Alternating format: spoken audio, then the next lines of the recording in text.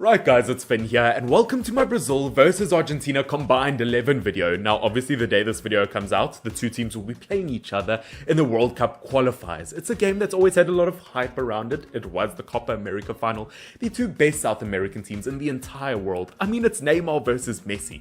Who doesn't love that? And if you don't like that competition, then you probably don't love football.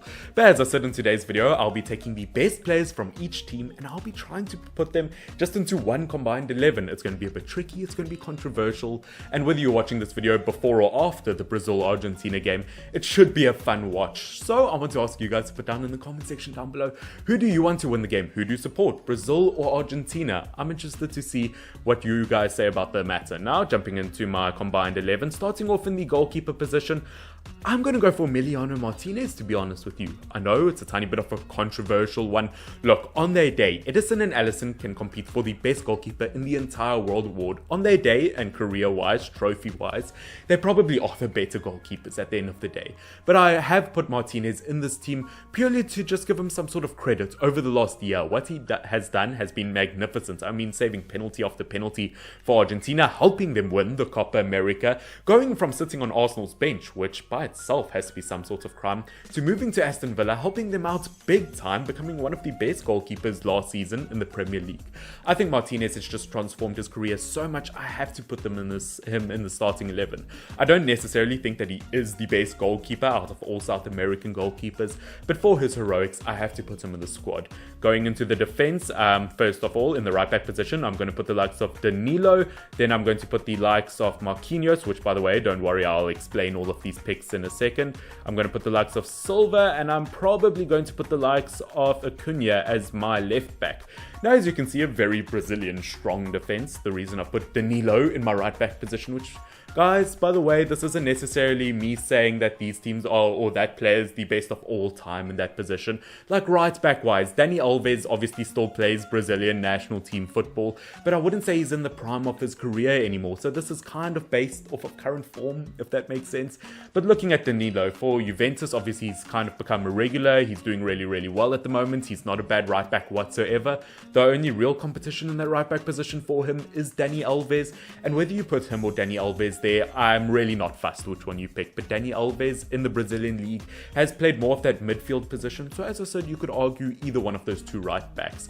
Obviously, I mean, I wouldn't say that there are any really strong Argentinian right backs at the moment. So it was going to be Brazilian either way. Jumping into the two centre backs, Marquinhos and Silva. Obviously, they play together at PSG together. Marquinhos, I would say, out of all South American centre-backs between Argentina and Brazil, probably the best in the world. He is a true leader. He is absolutely fantastic. He's strong. He's fast.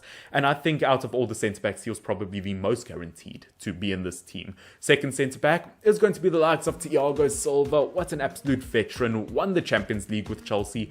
Yes, he did struggle from time to time with injuries, but I think he has proven why he is a veteran of the game. And to put him next to the likes of Marquinhos, I think just fits perfectly. In terms of other centre-backs, maybe I could have put in the likes of Christian Romero. Maybe I could have put in the likes of a player like that.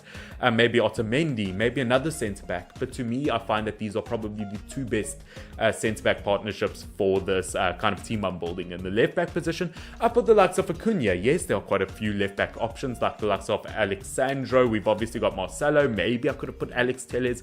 I could have put Tagliafico. I think it was really, really tough.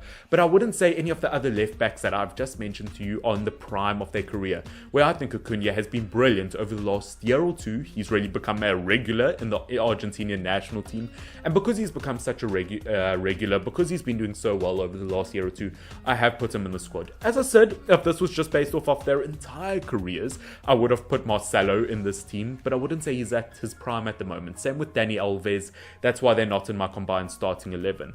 Now moving on to the midfielders, I'm going to put the likes of Rodrigo De Paul, I believe that's his name, in the midfield position, another Argentinian.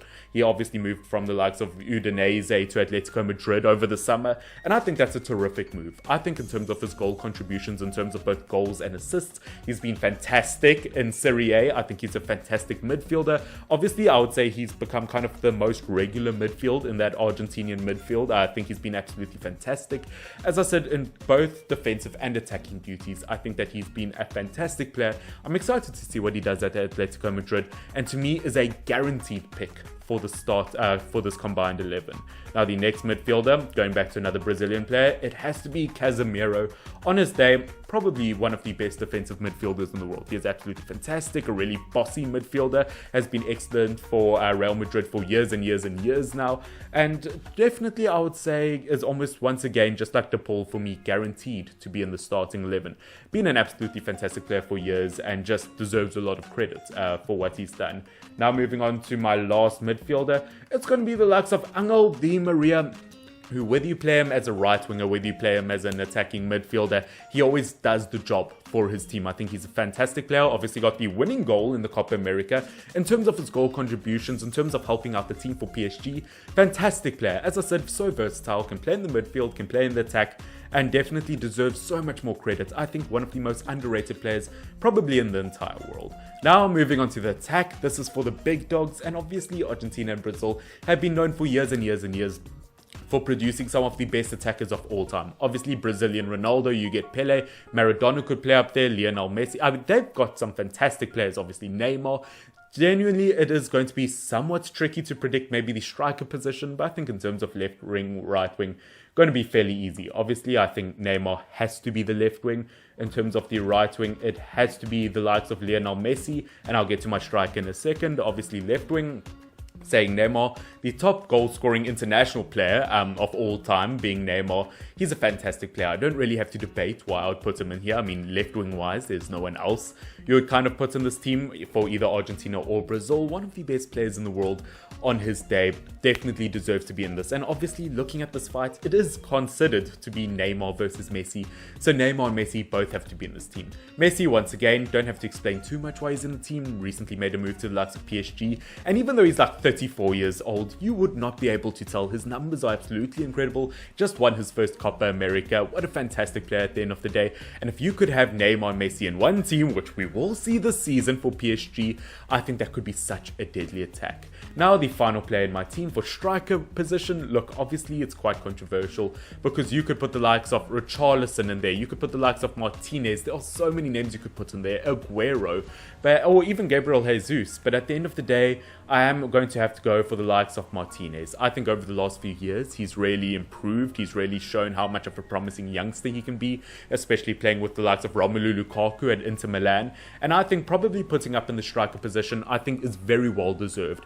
Look, I think it was really close for me to put Richarlison in this team. I think he was brilliant at the Olympics. He's brilliant for Everton. But Martinez, to me, is a whole nother level. And that, ladies and gentlemen, is my combined 11 of Brazilian and Argentinian players. Yes, I know I'm going to make quite a few people unhappy in terms of some of my picks. I know lots of people are going to ask for Aguero, maybe Fabinho in my midfield position. There are so many good Argentinian and Brazilian players, and that's why this team was so tricky to make.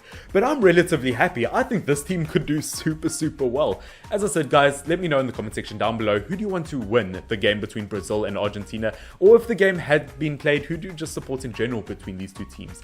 And looking at this team, if this was an actual team, that would win the Champions League. I am telling you that.